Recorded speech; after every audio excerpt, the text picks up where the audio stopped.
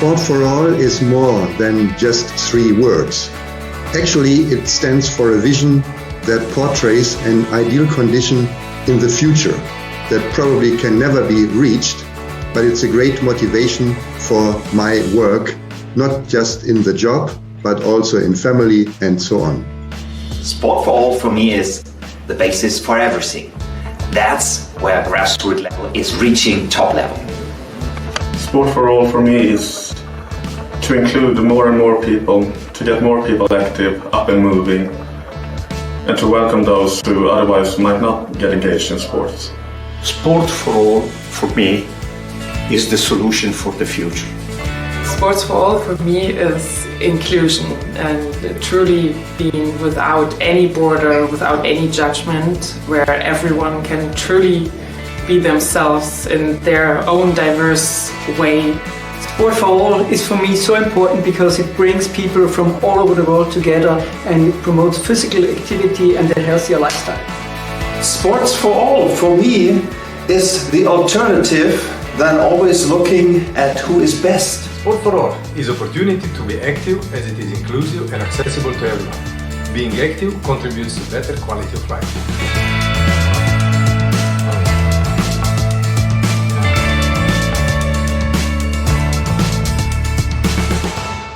Good morning, good afternoon, good evening to all participants joining us today, and a big warm welcome to all to the Interact opening conference on the role of international sport organizations to activate citizens.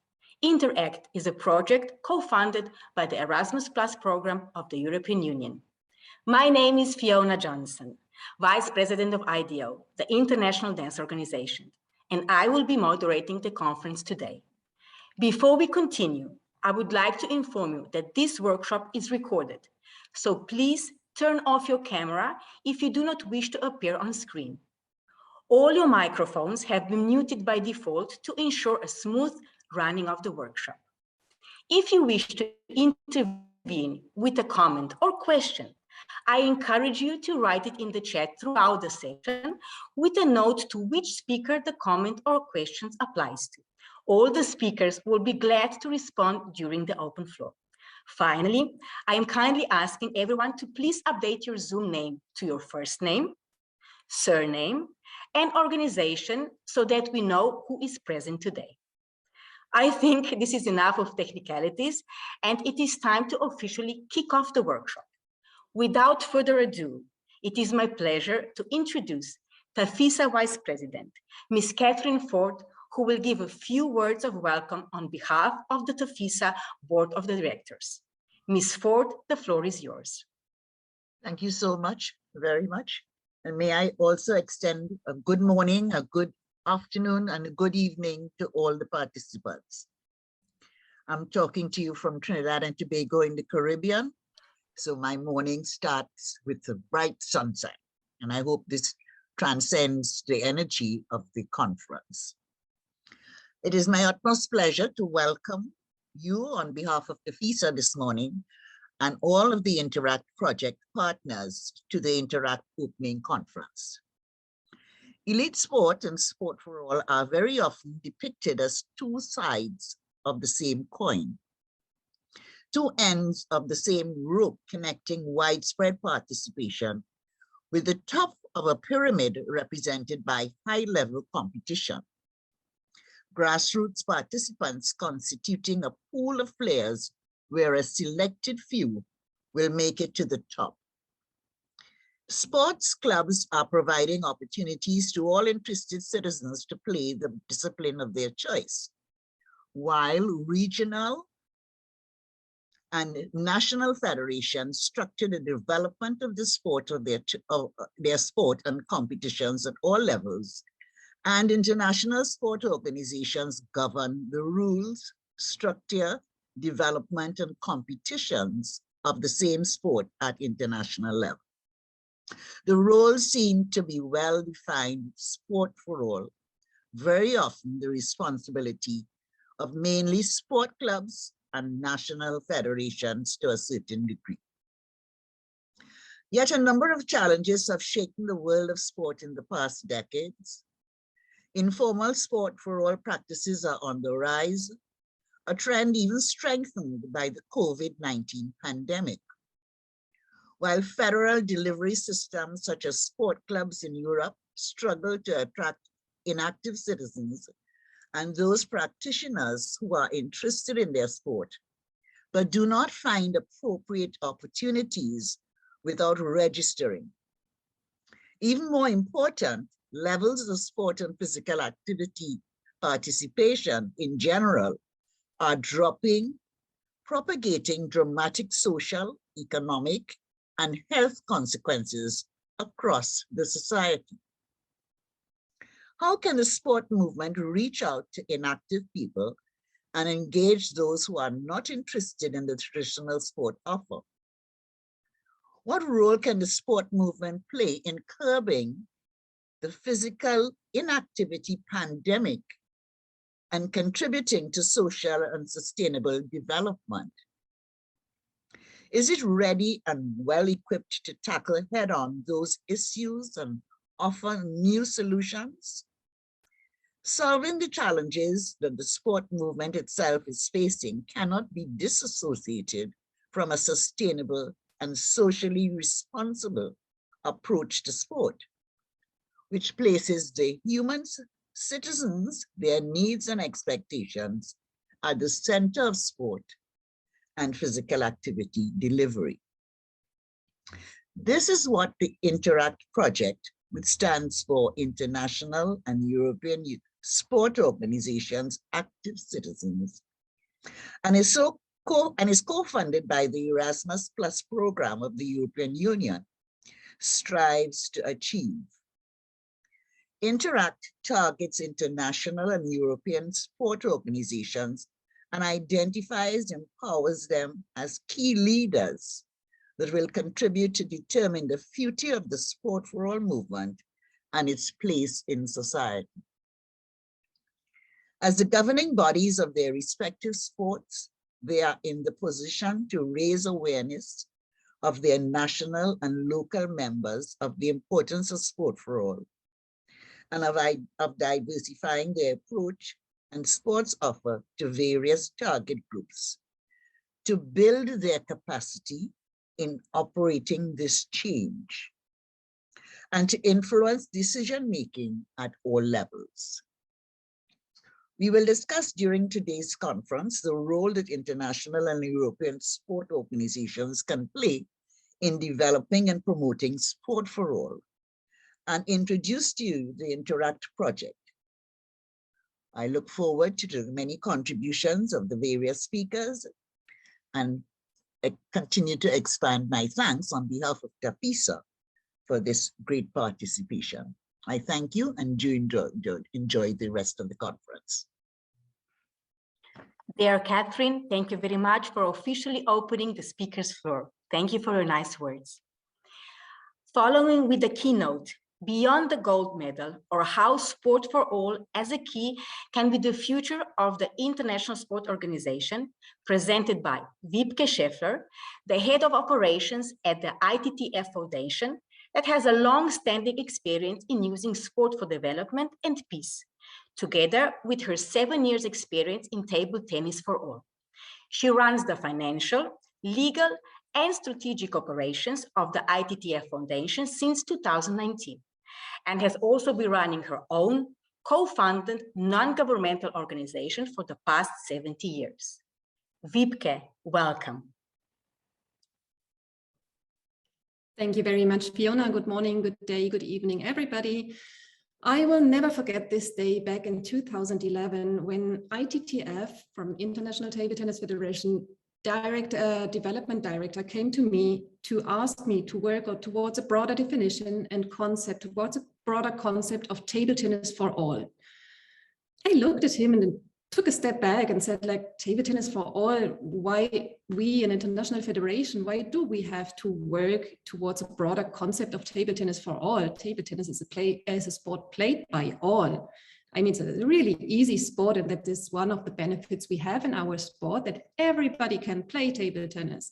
I'm pretty sure all of you already did. But I'd like to ask you a question just to figure out if you are listening or not. If you have your screen on, can you please nod for yes or shake your hand for no? Or if you don't have your screen on, can you please just clap your hands or show me with any reaction if you're listening to me? I will ask you a small question. The question is, have you ever played table tennis in your life? I see a lot of nodding faces. I see a lot of clapping hands, thumbs up. Thank you very much. So I would say more or less half of the people are listening today, or you just don't want to answer my question.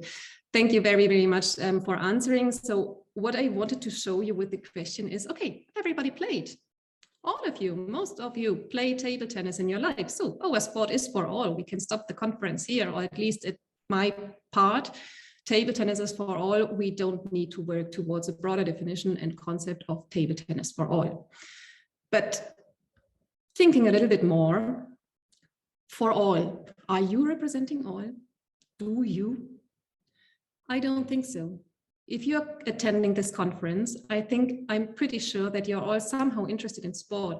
This makes me feel that you are physically active. So if I give you a racket and if you have some time, you will join me and you will play with me and we will have fun together. So it now don't need to convince you really. But what about all the other parts of society? Are they involved? Not physically active people, are they involved in sports? Are they going to grab a racket to join me playing table tennis? How can I convince all those to play table tennis and really to have a sport for all?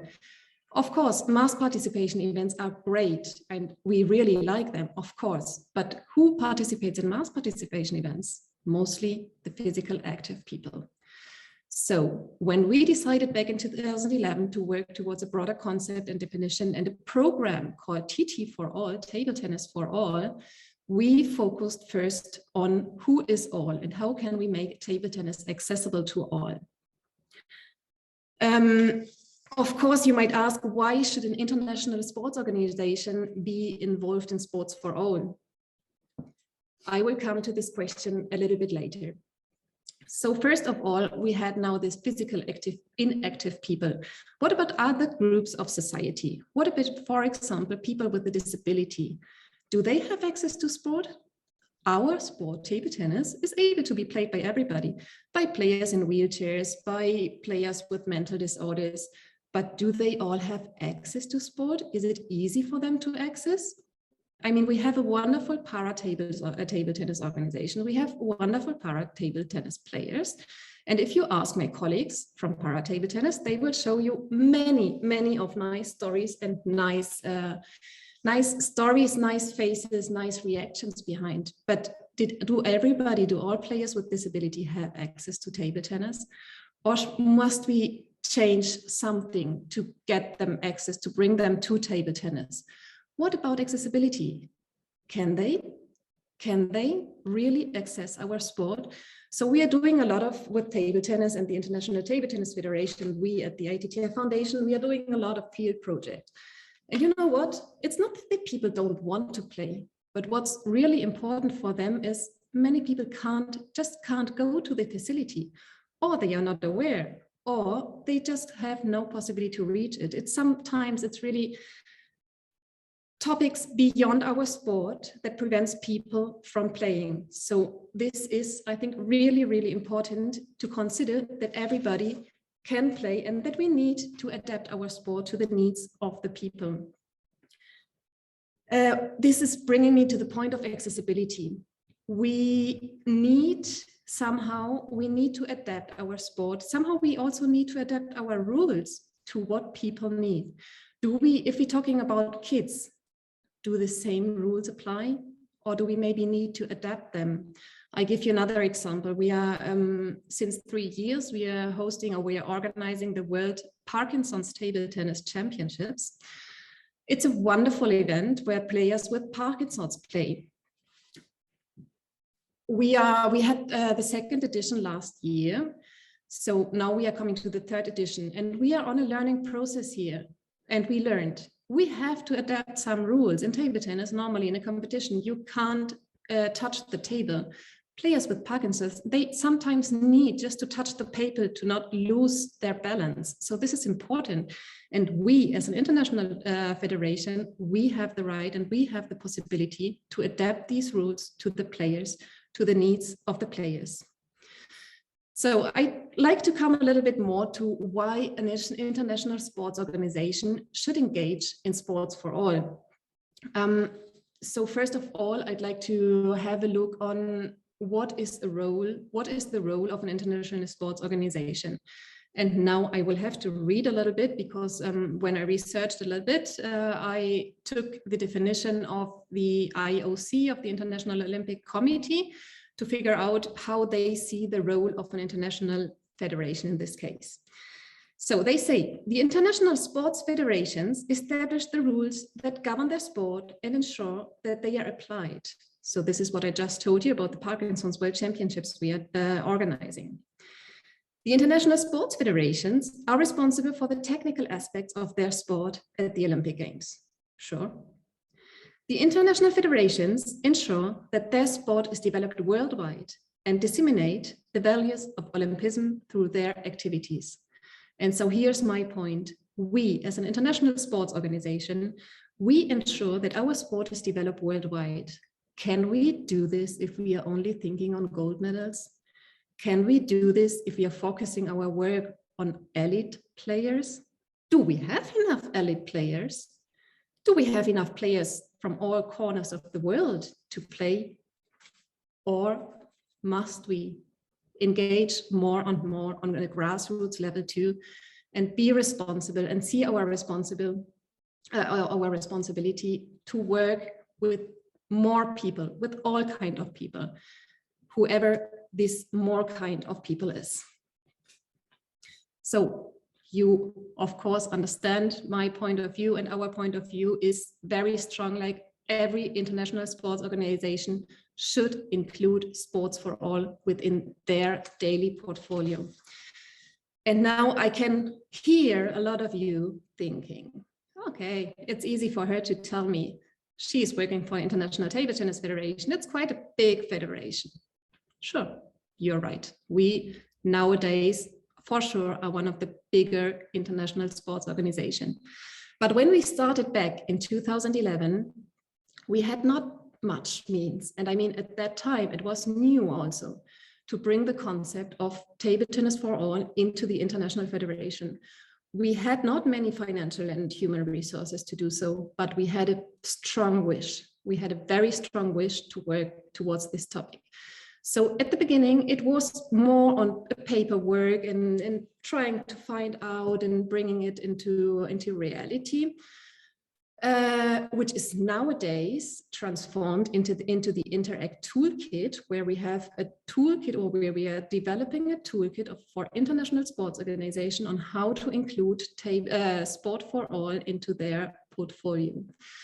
So it took us a couple of years, but then in 2015, we started to make it a reality. We launched our World Table Tennis Day. World Table Tennis Day is launched on is celebrated each year on April 6th, the same day on the International Day on Sports for Development and Peace. Of course, it's not by chance that it's the same day. Is it because we see many parallelisms with this International Day?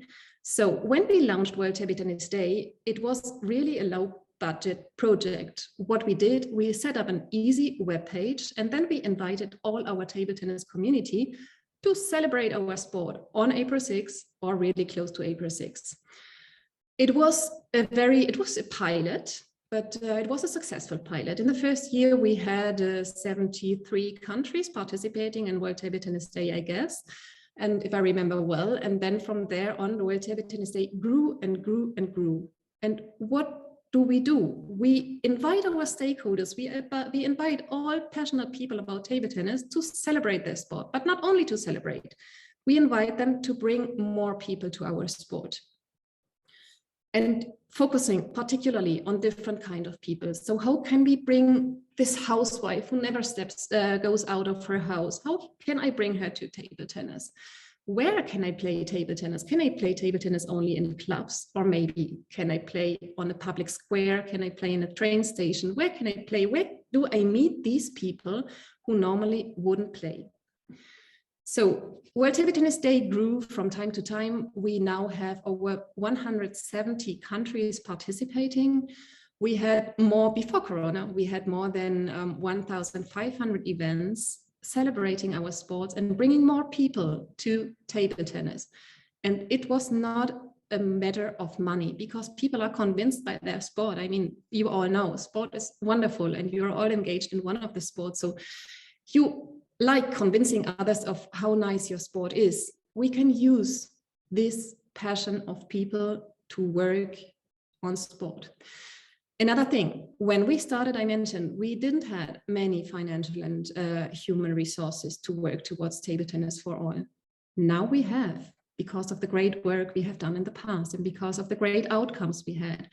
Back in 2019, the ITTF established the ITTF Foundation, the organization I'm working for now.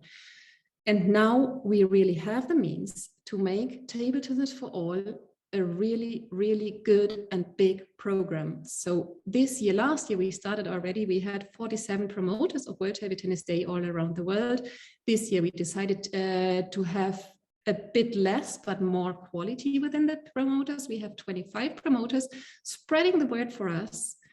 We support them with a little financial support, and they spread the word for us regionally. So it's again, I think it's our aim and our responsibility as an international sports organization to encourage others, to inspire others. And we have the power to do so. Of course, we are not in the field. We are not in the clubs. We are not on the streets where people play and where we convince people playing. But we have the power to centralize. We have the powers to unite. We have the power. We have a big reach. People are following us. So it's our responsibility as an international sports organization to really use our responsibility and our means of reach and impact to get people to our sport. I'd like to finish with a small quote, which I found very inspiring, and I won't use now Nelson Mandela's words about the power sport has to change the world. I think everybody of you know it. Now, I'm talking about a quote from one of our project participants, a volunteer. We are supporting a project in Kenya. It's called Talent for Development.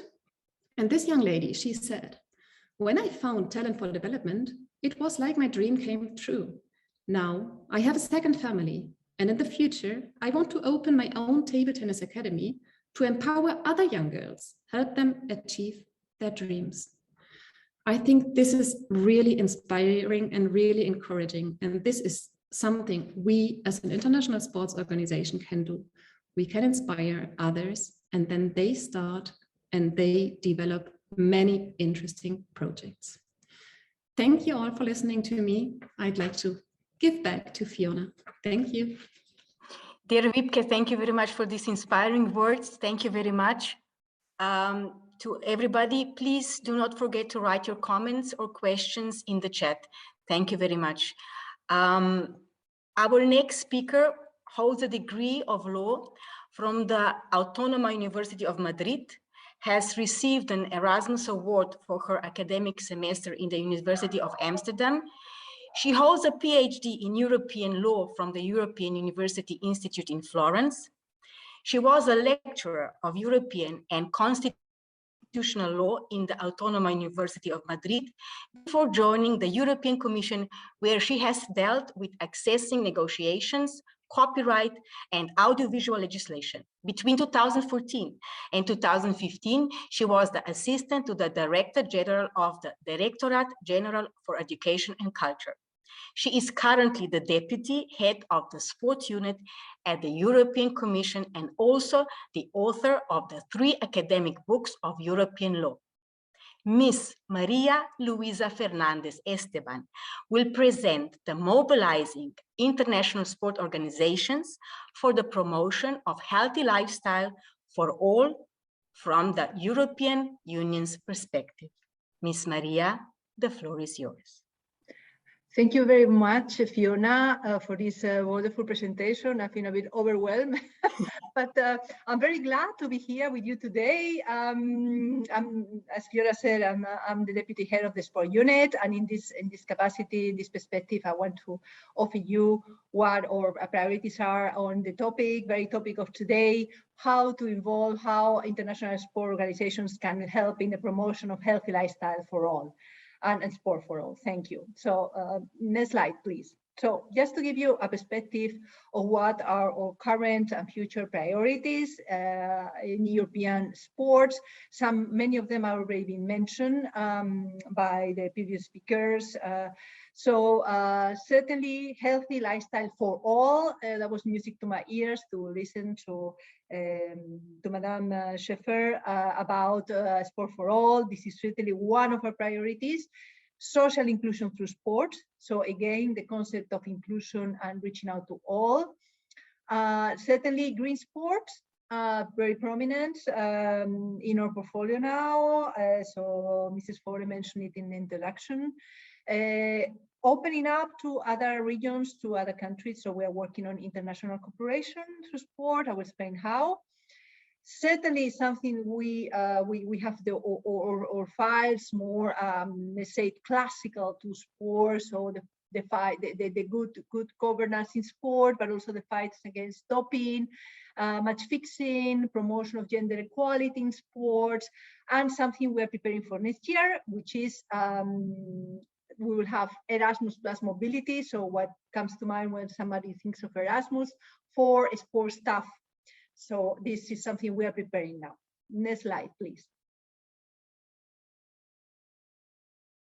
So how do we promote our very topic, healthy lifestyle for all? Certainly through three main ways, with funding. We are very happy to fund projects like this, very much interaction. So through Erasmus Plus Sport Actions. We also have some extra funding through preparatory actions and pilot projects.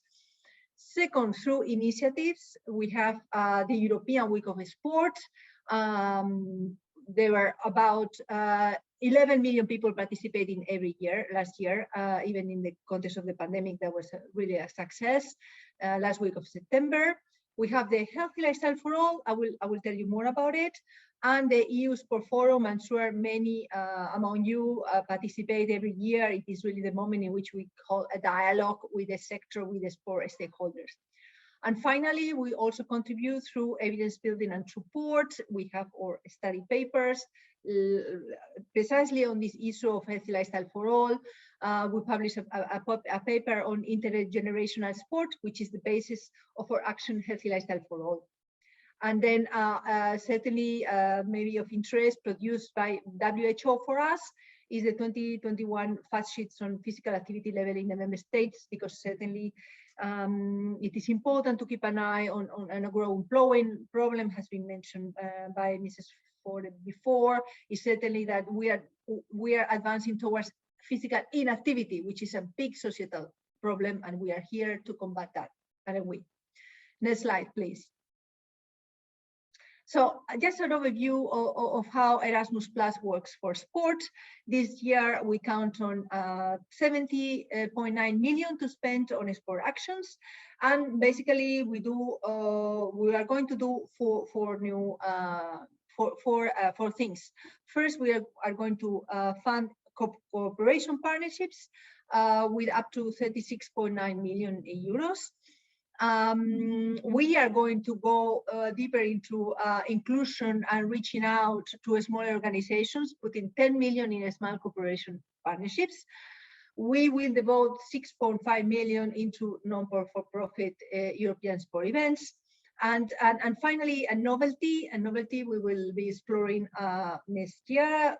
I mean, with this year budget, 2022, is the capacity building in the field of sport. It's a new activity, so we put not so much money yet. It is really the testing year, 0.75, and it's an activity with which we aim to reach out to the Western Balkan countries that are not part of the Erasmus Plus family Next slide, please. So what are our priorities in Erasmus? You can see some horizontal priorities I've mentioned there. Inclusion and diversity, very prominent. Environment and fight against climate change. Addressing digital transformation through digital readiness. And then common values, civic engagement and participation. Any project that you present in Erasmus could be there for fitting to mention one of these horizontal priorities, or go into a more precise sport-specific priorities.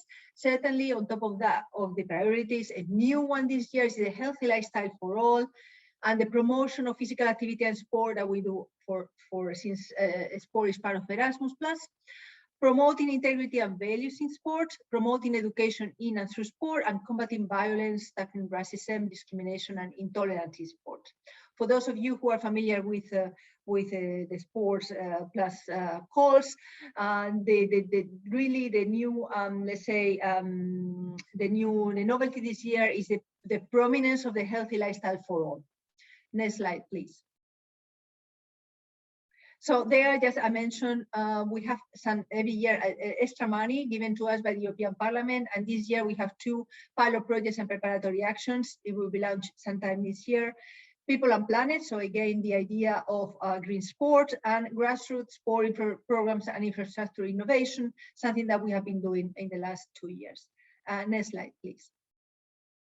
So what are our main events? Or certainly the Sport Info Day. I invite you, for those who are interested in applying to Erasmus Plus, to sign up.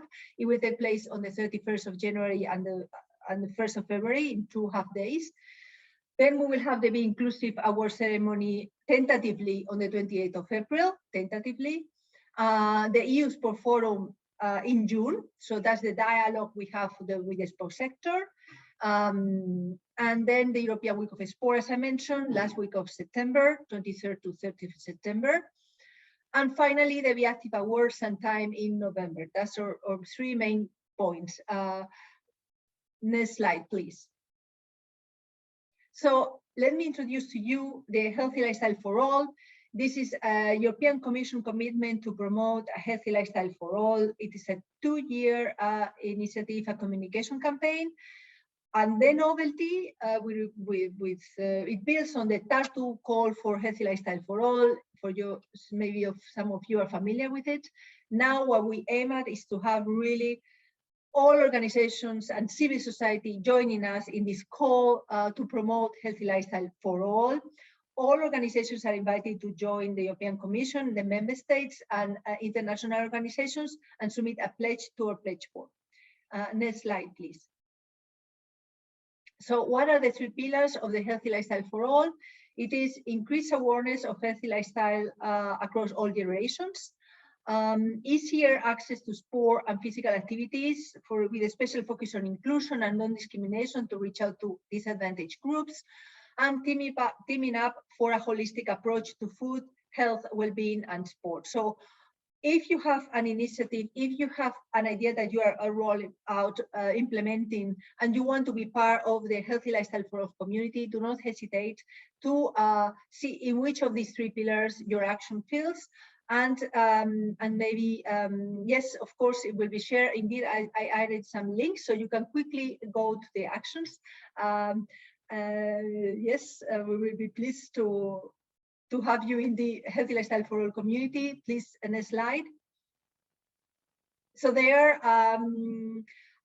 you can see some of the international organizations that have already presented a pledge. The International School Sport Federation, they have pledged to develop a healthy lifestyle for school students. And there is a click there, so you can see how it looks like in our website. Very inspiring project. Next slide, please. They are, of course, the World Health Organization in Europe. So we work with them with a number of years now, and we're very pleased to see the pledge national level multi-sectorial policy dialogues, and they are the 2021 fact sheets on physical activity levels in the member states of the European Union. Very, very good piece of evidence prepared by WHO Europe. Next slide, please. And of course, we have UEFA, very welcome pledge as well. UEFA Coaches for Health Education program, Feel Well, Play Well. In total, we have now up to 55 pledges.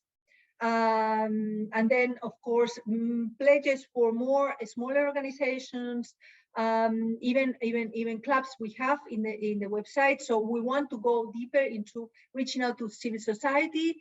Also, of course, administrations, member states, they are part of this community to promote healthy lifestyle for all. Next slide, please. How to do it? So we have prepared a pledge board on a website. It is very easy to use. So if you are interested to show your commitment to healthy lifestyle for all, I invite you to go to this pledge board. Then you fill in the information about your organization, you select the pillar, your logo, your pledge, and go. And then we will take a look and publish it on the website, so you will be part of the community. We will have also an opportunity, yes, it will be great, an opportunity to have also some more ceremonial signature and one of our events. So this will be also possible for some of the pledges. Next slide, please. So there I put some additional information how to keep in touch with us. Please do not hesitate to go to the Healthy Lifestyle for All pledge board. I look forward to see you there and to take part in our events in the forum, mostly in the forum, and we will have a moment to see what pledges we have and the next steps, and also at the opening of the week we will have that. So thank you very much, and I look forward to your questions and remarks. Thanks. Thank you very much. Also, I could see that some questions were already answered in between, so thank you. For all others, please write your comments and questions in the chat, so everything will be answered in the open question and answers floor.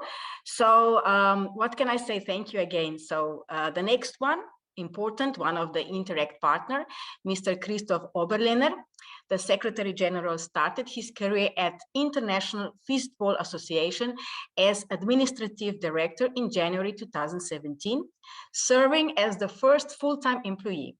He brings many years of professional experience in the sports business to the table, serving as marketing and sponsoring director of Austrian Soccer Bundesliga team, as well as for a soccer consulting firm in Munich. Furthermore, he has gained experience in several projects with FIFA, the German Bobsleigh and Tobogganing Federation, being a member of the organizing team of the Fistball Euro 2016 in Gierkirchen. He combines the professional world of sports as well as the sport for all perspective, as he is the head of Fistball Club UFG Sparkasse Grieskirchen. Man with many experience will present the study report on international sport organization opportunities, challenges, needs, and expectations when promoting sport for all. Christoph, welcome. Fiona, thank you so much for the kind introduction. I'm overwhelmed and I'm surprised what things you're knowing about myself. So I just start sharing my screen and then we can go ahead. Yeah, I'm very glad to speak to you today and present you some results of the study report on international sport organizations, opportunities, challenges, needs, and expectations to promote sport for all. What is the presentation about? First, we have a look on the aims of the study, then to the most important results, and in the end, I summarized the recommendations. What aims we followed with the studies? In short, it's about understanding ISO's, International Sport Organizations' needs, expectations, challenges, and opportunities to promote sport for all. The aims are to review ISO Sport for All policies, evaluate their know-how and experience, identify good practices by ISOs and where they need support, and formulate also recommendations to the international sport organizations and of course also to the Interact project. Now, how did we do the study? The results are brought together out of 2 surveys and studies, and this allowed also comparisons, especially between Olympic and non-Olympic federations. Back in 2018, 2019, TAFISA did a desktop research of 77 international sport federations of the Winter and Summer Olympics, as well as the ARIS members. That means by the IOC recognized international federations, and disseminated a survey to these IFs. Then in 2021, we disseminated a survey to, in total, 268 international sport organizations. That means Olympic, non-Olympic, recognized and non-recognized international sport organizations. And furthermore, we did a consultation workshop with 17 participating organizations in June 2021. Here's a quick summary. In the 2018 and 19 study, 26 Olympic federations respond to the survey and no non-Olympic federations. Why that? Because they were not in the target group.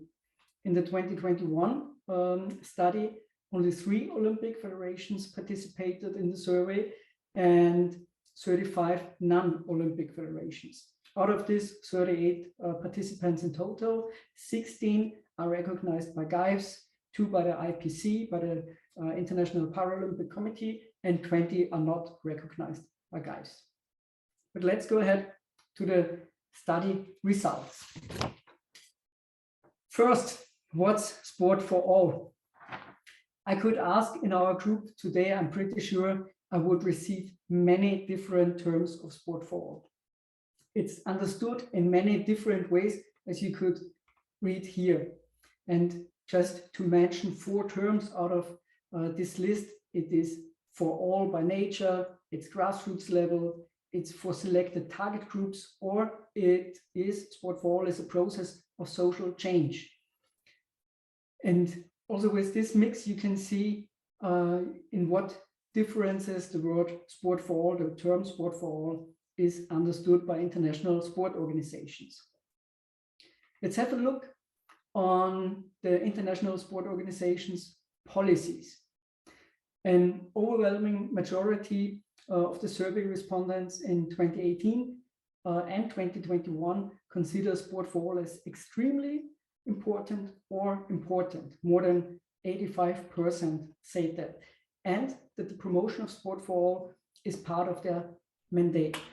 Also more than 80% said that in both surveys in total. Even so many sport organizations said it is extremely important or important, and of course it's also their mandate, it only has limited impact on statutes and policy papers. You can see here in the table below, and we don't need to go through the table in detail, but around 50% of the respondents have not included sport for all in their policy papers, and only 1 out of 3 has not included it in the statutes.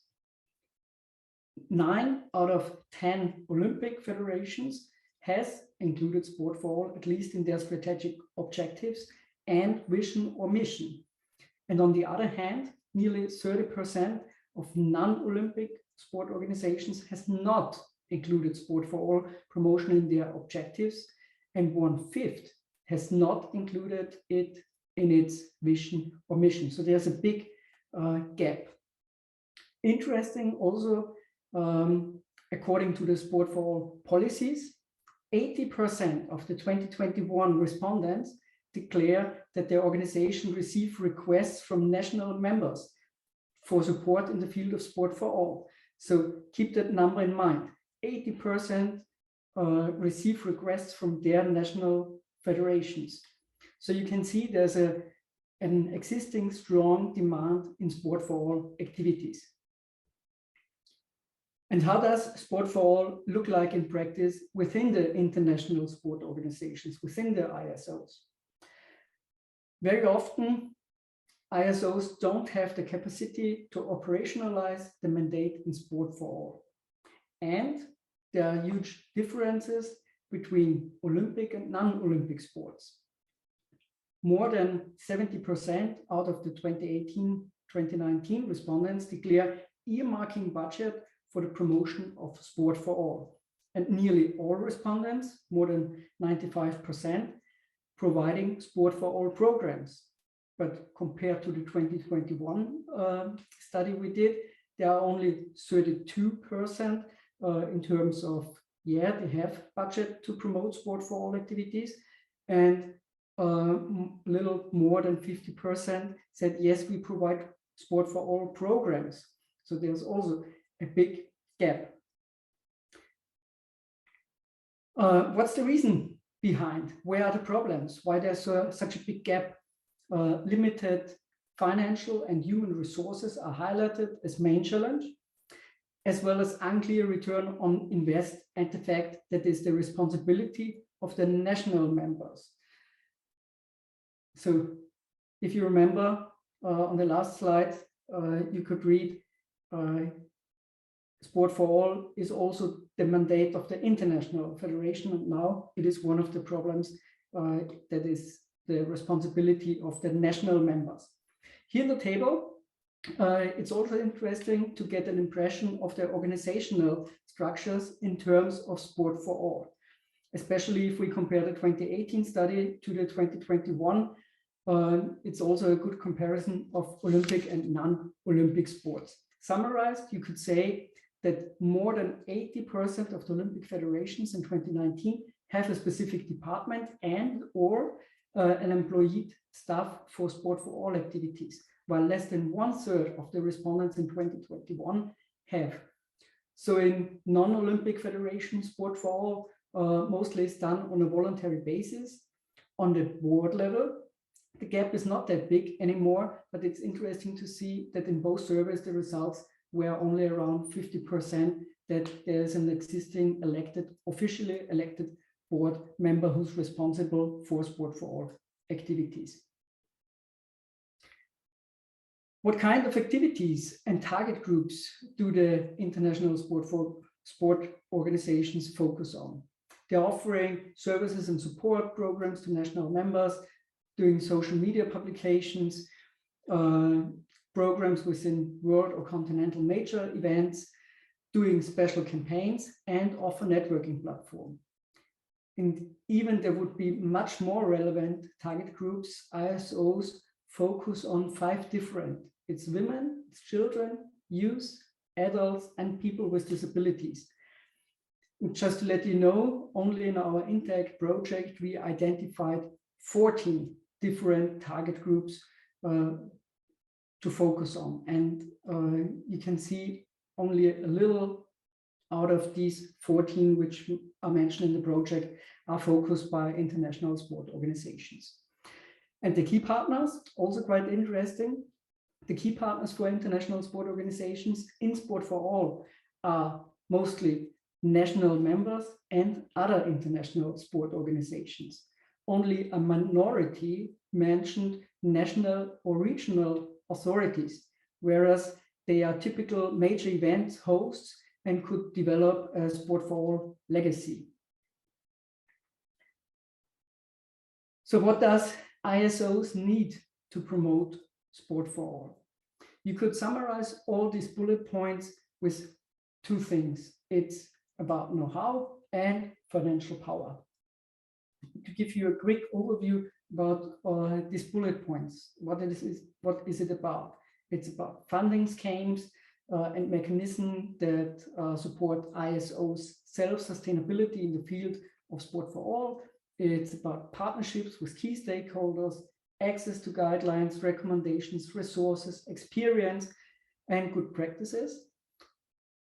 It's about to increase the visibility of organizations and opportunities to expand their Sport for All activities, access to expertise and experts, understanding how to better mobilize national federations and events hosts to promote Sport for All, access to a platform for knowledge and experience sharing with other international sport organizations, and networking and use of new communication channels.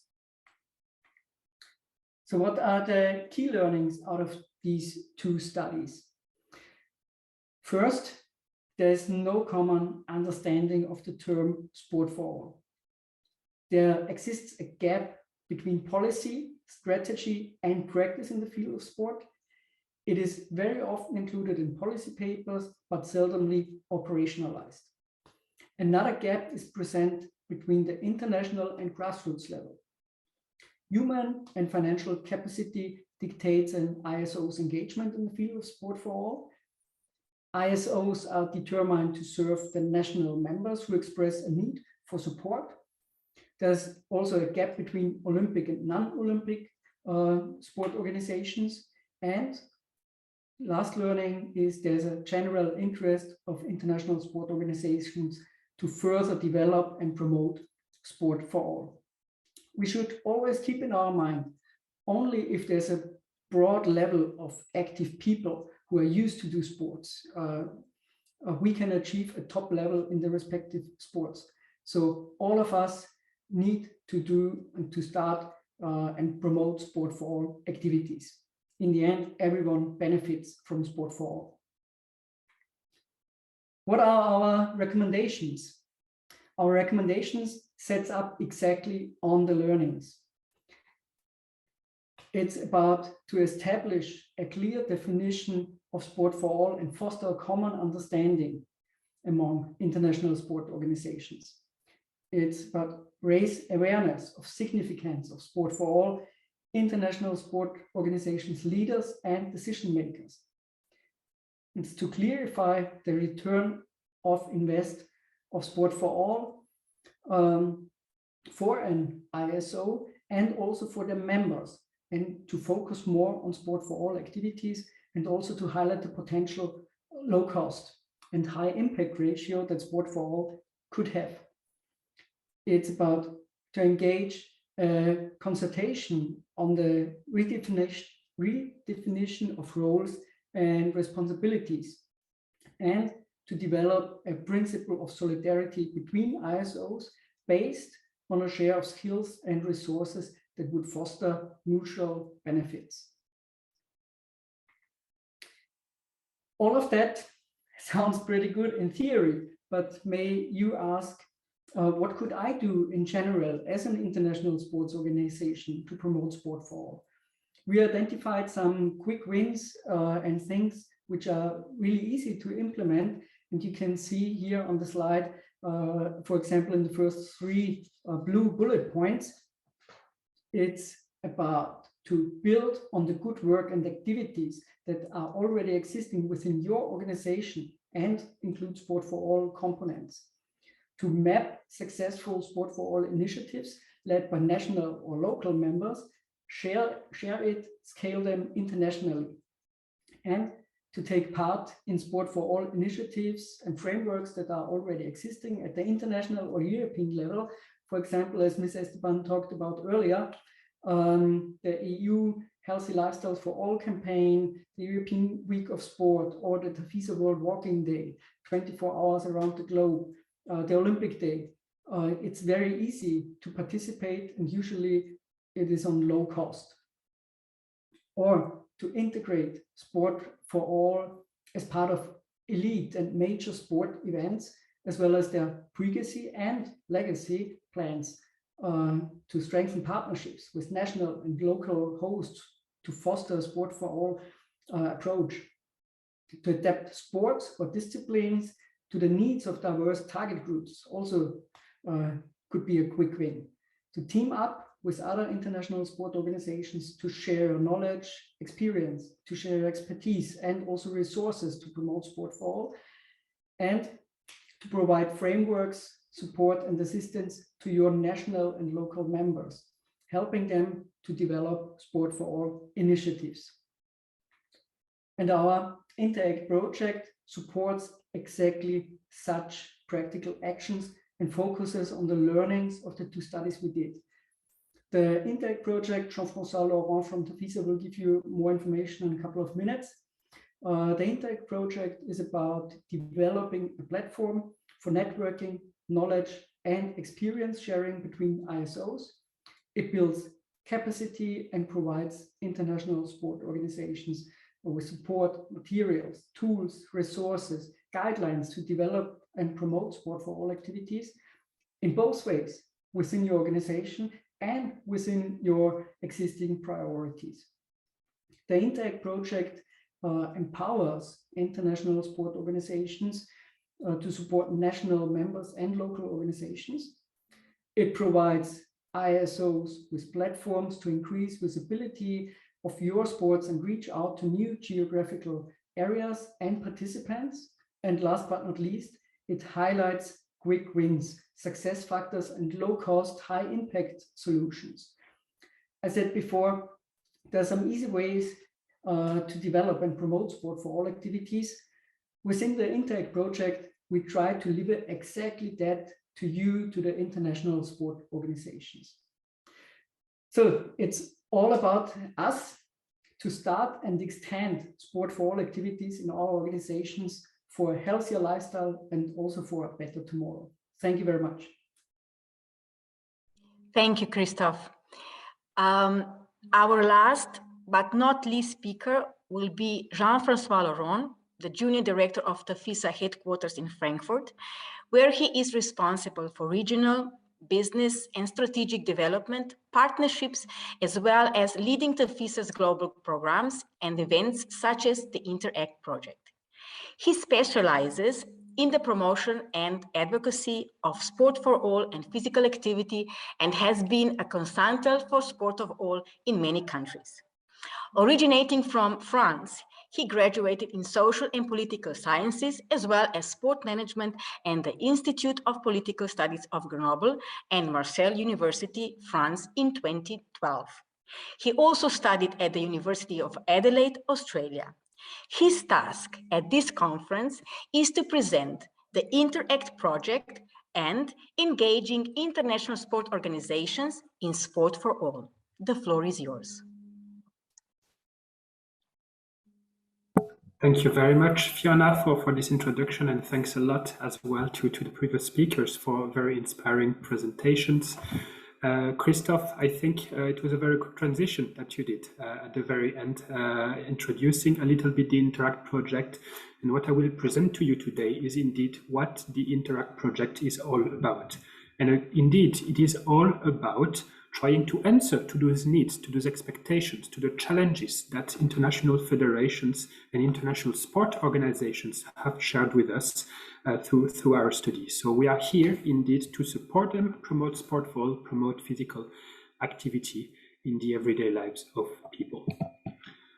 Moving forward, so INTERACT, International and European Sport Organizations Activate Citizens, is to start with a 24-month project co-funded by the Erasmus Plus program of the European Union, and it is led by a consortium of 9 project partners, including 6 international sport organizations ranging from TAFISA, the International Fistball Association, International Table Tennis Federation Foundation, World Mini Golf Sport Federation, International Boccia Confederation, International Dance Organization, but also some national federations, which are a secondary target group of the project, including the Sport Union of Slovenia, Italian Federation of Traditional Sports and Games, and the German Flying Disc Federation.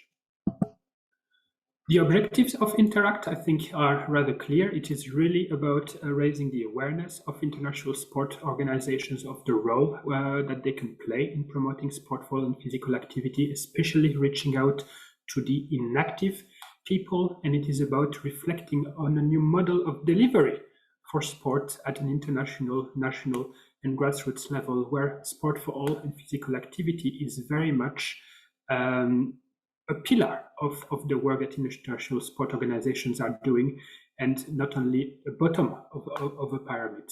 So it's about reflecting how to adapt this traditional sport system, how we can change the rules, defining how international sport organizations can respond and contribute to the implementation of various international policy papers, including Kazan Action Plan, EU Tartu-Call, Healthy Lifestyles for All campaign, WHO Global Action Plan on Physical Activity, TAFISA Mission 2030, and others. So we want to support, to empower international sport organizations or ISOs as we call them, to inscribe sport for all and physical activity within their policies, strategies, structure, to take action by planning and developing sport for all programs and events. We want to support them, provide services to their national members, as we have heard that is the #1 request that they are receiving. And at the end, it is all about widening the current offer of sport for all activities through innovative formats worldwide. How are we going to do this? It is very much going to be by the development of 7 outputs for the project, and I will go through them one by one now. The first output, which is already available and you can connect on the Interact website, www.interact-sport.com, is an online directory of international and European sport organizations. Because, as we have heard from Christoph, we all know very well Olympic sports, but we wanted to find out how many international sport organizations are existing worldwide. And in total, we found out 330 international sport organizations and an additional 150 European sport organizations, including many sports that the public have not much heard of. And I'm very happy that some of them have joined us today. I've seen in the participants Fistball, Kinball, Shookball. There are many sports like this which have the power to reach out to inactive people and with whom we believe we can work with to create a better world through sport for all. So you can access the online directory already now.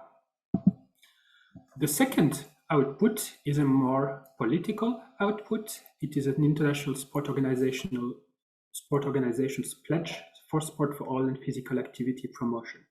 It's no secret that if we want to engage any organization to promote sport for all and physical activity, it's important to raise awareness, to convince the leaders, the decision makers, and this pledge is a paper which we are willing to publish by the end of the project and invite international sport organizations to sign. So our partner, the International Dance Organization, has analyzed European policy papers that I've already mentioned, but also international policy papers to identify key points, key issues, themes, and areas that are especially relevant for international sport organizations and where we believe they would have an interest in contributing. This pledge will be circulated and hopefully signed by as many ISOs in Europe and worldwide as possible. Third output, we have already heard from it from Christoph. This is the study and report on ISOs, challenges, opportunities, needs and expectations in sport for all. So I will not go more in depth, but all I can say is that behind his presentation, there is a very detailed report, which is also available on our website. So I invite you to connect on to the Interact website. And if you want to have more details, find out more about the findings and the learnings of this study, to download it and read it, it is of free access. The next output, this is currently being developed by the project team and especially by the International Fistball Association, is an ISO's Good Practices online platform. We have heard it and we know it from the work that we have been doing in the field of sport for now many years. Knowledge, experience sharing, not reinventing the wheel, not necessarily starting from scratch, but learning from others, looking at what is already existing, finding out what are success factors is key into promoting sport for all. And it is key to help, to support any organization develop its own approaches. Also, because very often this does not require so much funding, so much resources to establish. So this collection, and we will have, I believe, around 60, is currently being developed. It will be published in a few months on the Interact website and will be made available to any interested organization worldwide. Next output that we have already heard of a little bit from Wiebke at the beginning is an international sport organization sport for all and physical activity toolkit, It will be a resource that is available for ISOs, but also for the national federations, for local sport clubs, and we are ensuring that this is indeed something that is interesting, applicable, and relevant for all of those target groups. So this toolkit is meant to be an interactive online tool for ISOs and again the national and local members. It will consist, it's quite a number of modules of activity boxes which will contain background information, do's and don'ts, tips, tricks, activities, recommendations to develop sport for all activities. And we will very much focus on developing this for different target groups, 14 of them we have heard, different purposes ranging for sport for development and peace, health and well-being, social inclusion, and others, different venues, because yes, sport can be practiced not only on the pitch or in a formal sports structure, but in other environments and other surroundings, such as public spaces, and finally, different time frame and different types of projects. So this is something which is not yet available. It is in development. It will be published in the coming months. Of course, all participants in this webinar will know when this is launched. We will be very happy to share it with you. Next output is an ISO capacity building framework in sport for all and physical activity.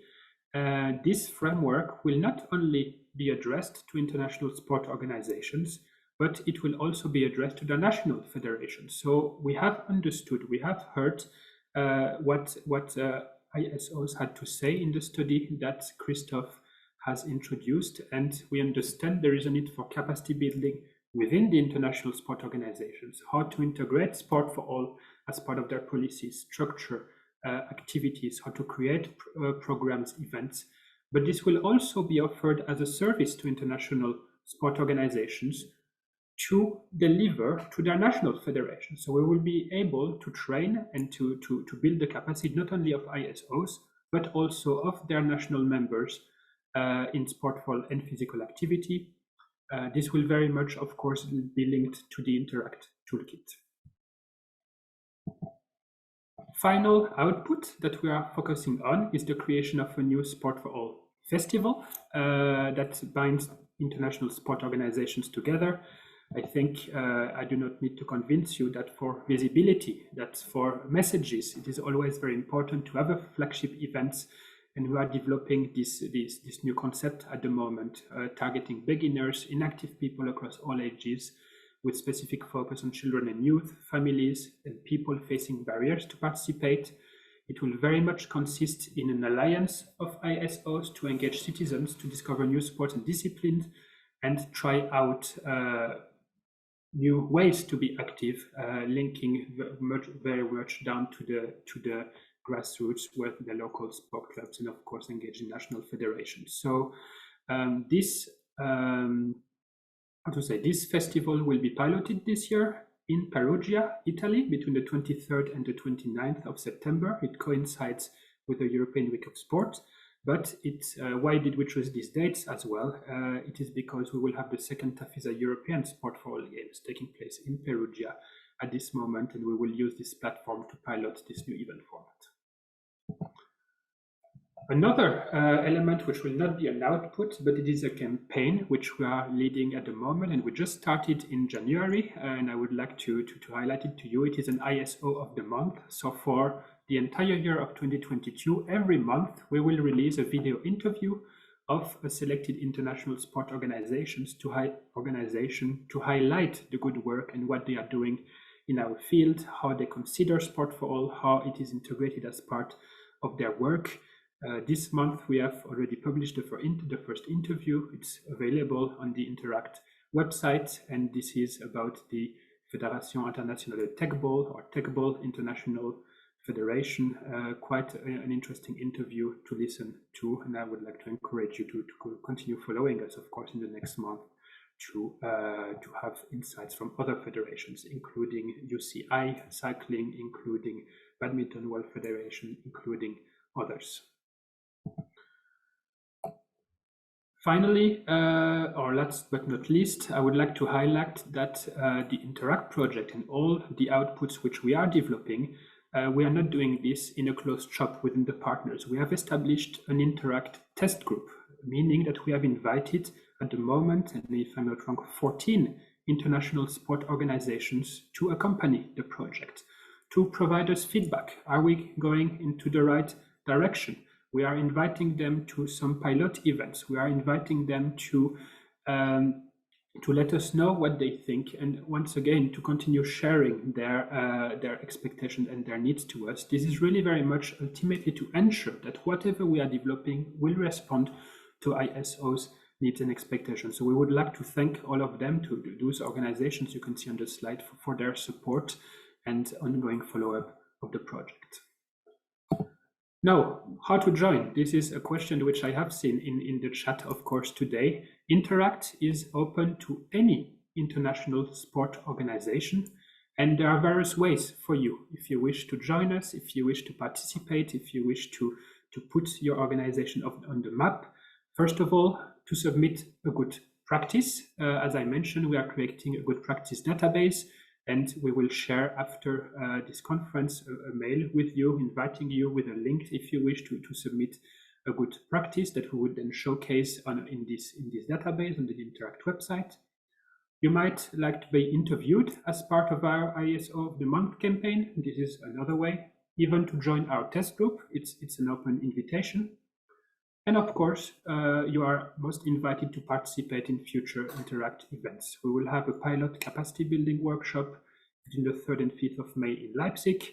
We will have the next Interact conference on the 9th of June as part of the TAFISA World Congress in Portorož, Slovenia. And we will have, of course, the Interact Festival pilot between the 23rd and the 29th of September this year in Perugia, Italy. So you are very much welcome to contact us at the email address on the screen. We really look forward to engaging with you, to discussing with you, and finding out how we can work together and engaging as many international sport organizations as possible. Thank you very much. That's it from me. Thanks, Fiona, and thank you to all the other speakers for joining us today. Thank you, Jean-Francois. I think we have tackled many very interesting issues and themes at this conference today. So I am now officially opening the floor for questions and answers. I have already a question to Wiebke. Our today's conference dedicated to role of European and international sport organizations. And I want to ask you, what, according to you, needs to be role of governments and local official authorities of the country in sports activations of citizens? Thanks.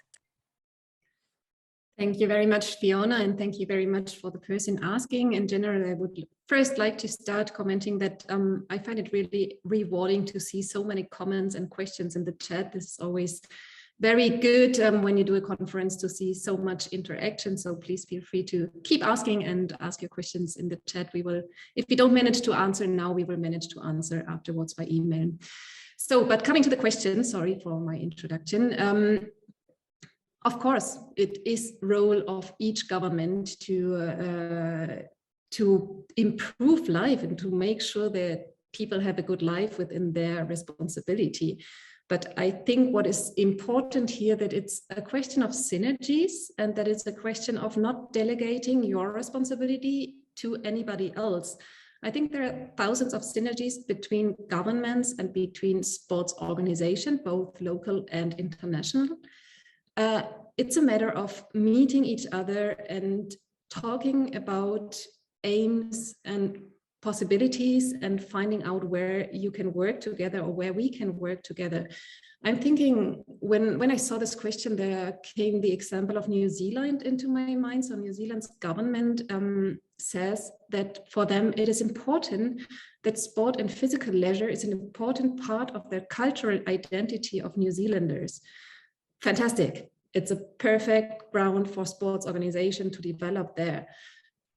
There are, of course, different governments all around the world, and different governments have different problems and different things to solve. But I think there is a huge possibility of synergy to work together with international and national or regional sports organizations and governments. I hope this answers your question. Another one. What role does the ITTF Foundation have to grow the game worldwide? Can national federations also create foundations, or does this depend on governmental laws? Sure, everybody is free to create own foundations or non-profit organizations. You don't always need to create a foundation. It can be an NGO or a not-for-profit association, let's say. Actually, we encourage this, and we encourage also to, we are the International Table Tennis Foundation, but we encourage our partners and our national associations also to found their own not-for-profit organizations. You have a lot of benefits creating your own organization, and the more we are, the better we can work together. So definitely it's a matter of government, and if you can do this within your local reality, but definitely we encourage you to do so. Another one, is table tennis for all active in South Africa? For sure it is. Table tennis for all is basically active in almost all countries, but it is active in South Africa too. Thanks to our World Table Tennis Day, we have had organizers in South Africa working on it.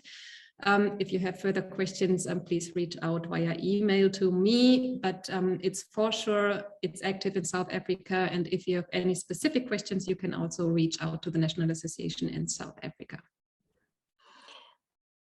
Next one is to interact projects. Is the before mentioned tool for analyzing how federation can adapt grassroots sport already available? I think this goes to Ms. Maria Luisa. Sorry, Fiona, could you please repeat the question, please, for me? Without a problem.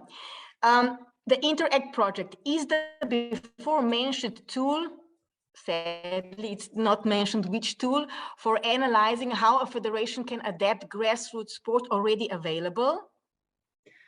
I think this could be rather for Jean-Francois, maybe, as a speaker from the project. Yes. Yes, I can answer to this. Thank you, Marisa and Fiona.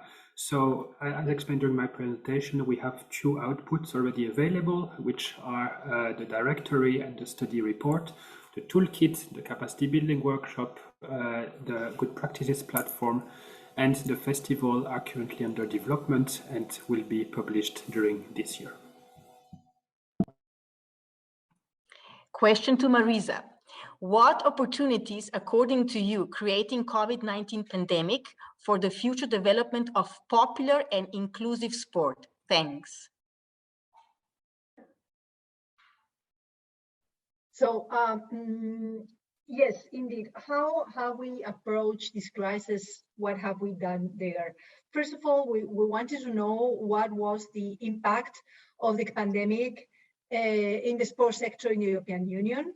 So we published a mapping of the impact of the sports sector, because this was important also for the sport organizations in the member states to reach out and receive help. So to quantify what was the impact of this COVID in economic terms. We have a mapping that is available and it produced very interesting and shocking results. But beyond that, we realized that indeed, as the question puts it, the pandemic and the COVID offer new opportunities or really to discover or rediscover new ways of exercising when the clubs were closed, when many countries we couldn't go out. So this certainly was very visible in social media. We contributed with the Be Active at Home campaign. For those of you who know the European Week of Sport, a part of this campaign is the Be Active campaign. And during the pandemic, especially during 2020, we flipped it into Be Active at Home. So we could show new ways of people. Some countries were really difficult. Some others allow some flexibility of going out. But certainly this is a tendency, certainly this is an opportunity. Also, we, as I mentioned before, there's we have an ongoing pilot project, preparatory action on innovative practices in grassroots sports. So there we also get knowledge about these new ways of which a sport is really developing.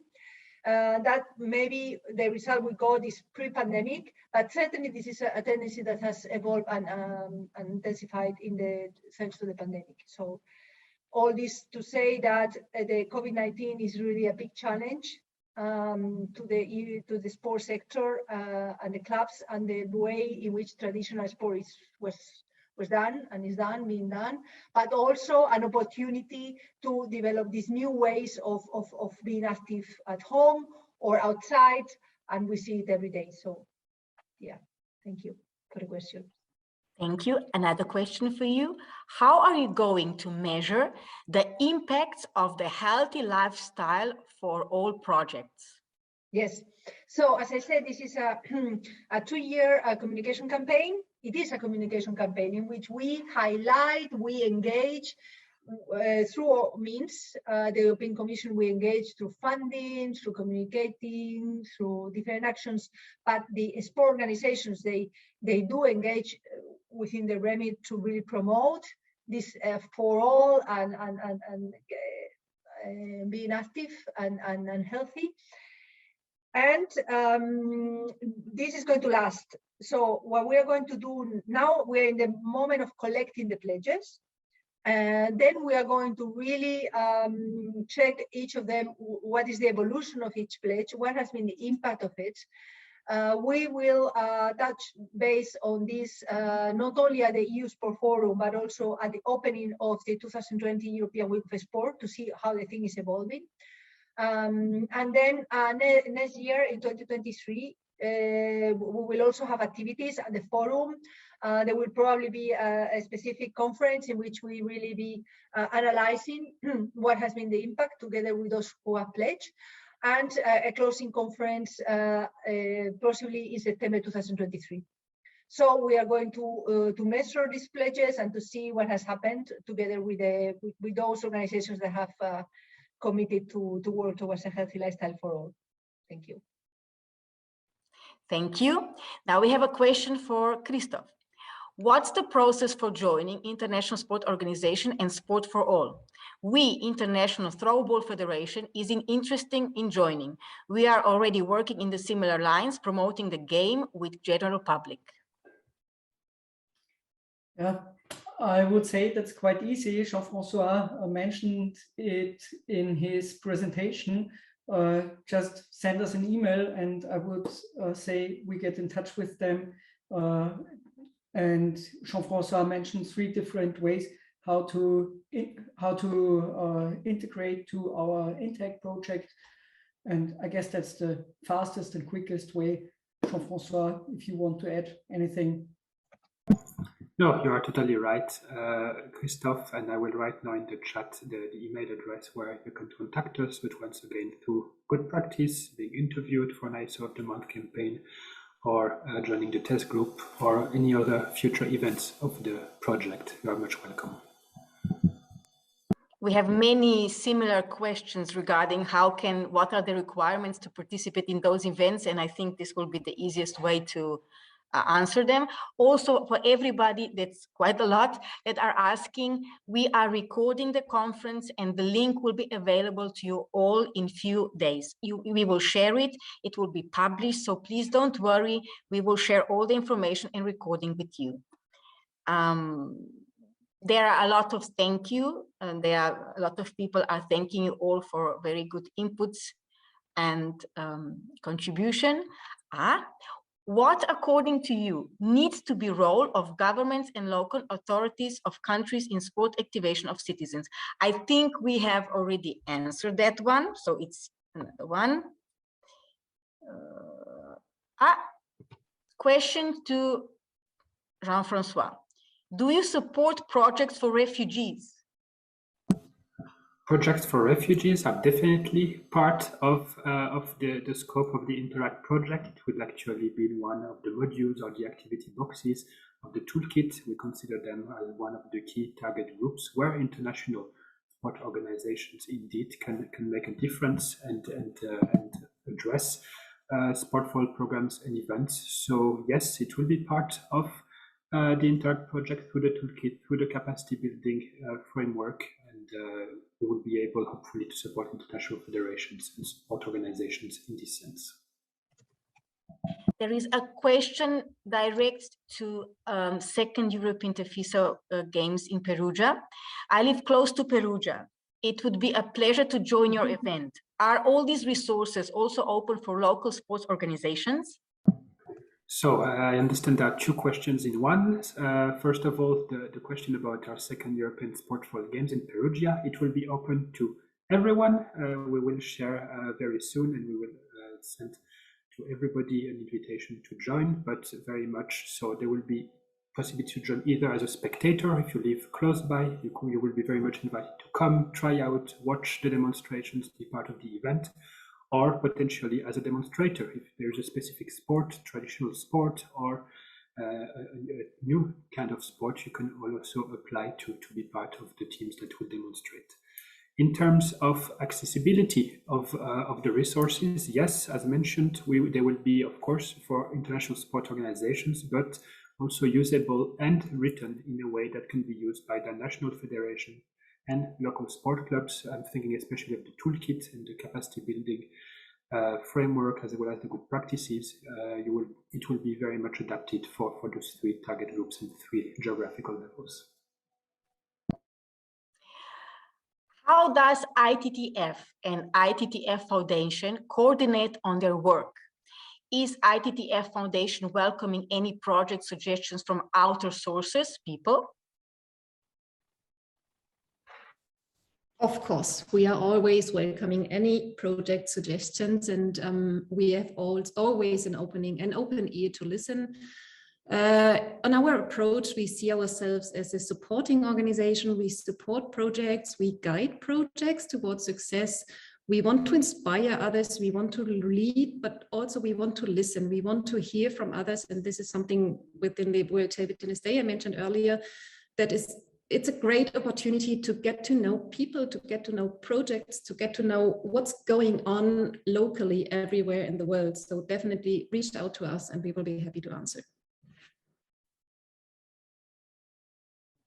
Thank you. There's another one. We are looking for partnership and collaborations.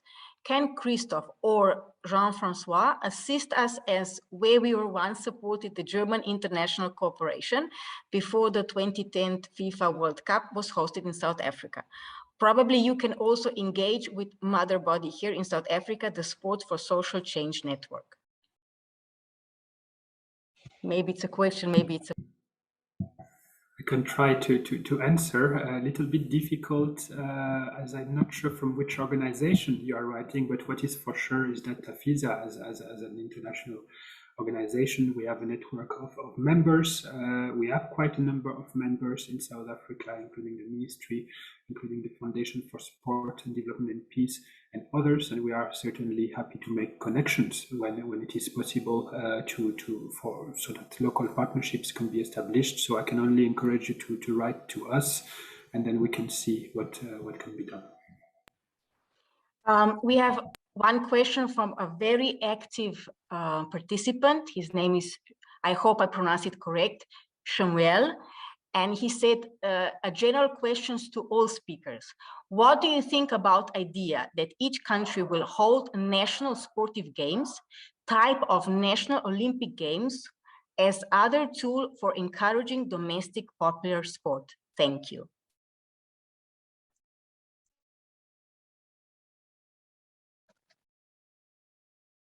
So maybe this was a general questions to all. Maybe I can ask each one of you. So Wiebke, you can start. Sorry, I was lost in the question. I got the first point, but I didn't get the last point. Can you repeat? I will repeat it again. Don't worry. What do you think about the idea that each country will hold national sportive games, type of a national Olympic games, as other tool for encouraging domestic popular sport? Fantastic idea.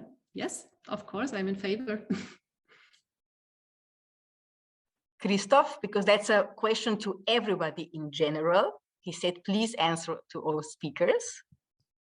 You have to support this idea. Sport for all. Sport is the key for a healthier society. Therefore, let's do it and not only focus on popular sports. Focus on all sports. Everyone should move and should be active. Jean-Francois. There will never be enough Sport for All initiatives to reach out to as many people as possible. So all good ideas are really welcome, and I think that this is also a great idea and something that could be indeed implemented. I think it's only Maria Luisa missing. Yes, but it sounds like a very interesting idea, of course. Just to say that because in the European Commission we have there's one written principle in the Treaty of the European Union that guides our action. It's that really respect for the autonomy of the sport organizations. So this really has to come from the grassroots. This really has to come from the sport organizations, and we cannot take part on this. This is really for the sport sector and the sport organizations to organize this thing. Thank you. There have been now quite a lot of thank you. There's also a lot of questions regarding links. Again, we will send all the links, all the PowerPoints to you, so don't worry. We have one request. I think this one is for you, Jean-Francois. I request to start a FISA Asian Games. We are working on it. So let's see in the coming years where we could have the TAFISA Asian Games.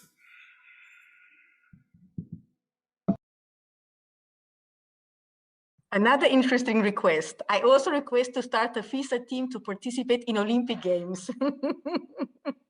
Oof, big question. I think we are not the ones to answer these, because especially the Olympic Games are targeting specific sports. So I am not sure whether we have a space as TAFISA within the Olympic Games as a team, but this is a difficult question to answer. We keep our fingers crossed.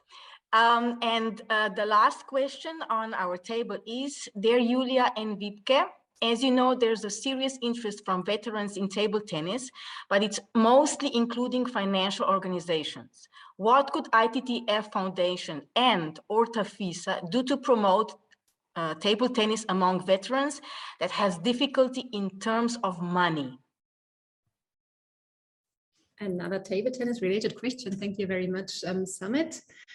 I think what's needed here is to reach out to the Sweatling Club. There is a very strong veterans community, and it's a matter of reaching out both to Sweatling Club, to us as the ITTF Foundation too, and to explain exactly what the situation is, what the problem is, and to hear and start a communication and conversation about this.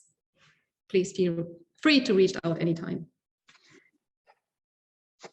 As I can see, there are no other questions.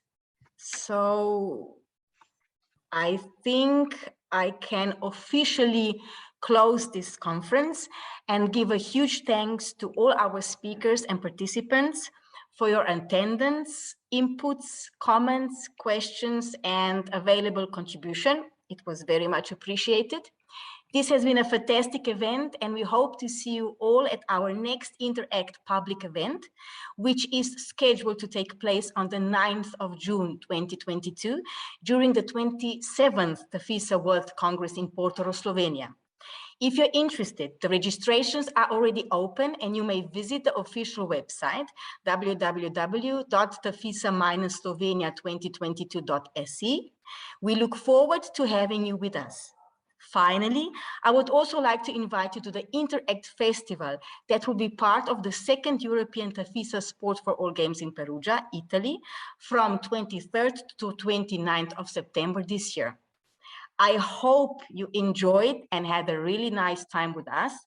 I hope you got all great inputs, and I hope to see you at the next Interact project. So have a beautiful day, nice and Goodbye.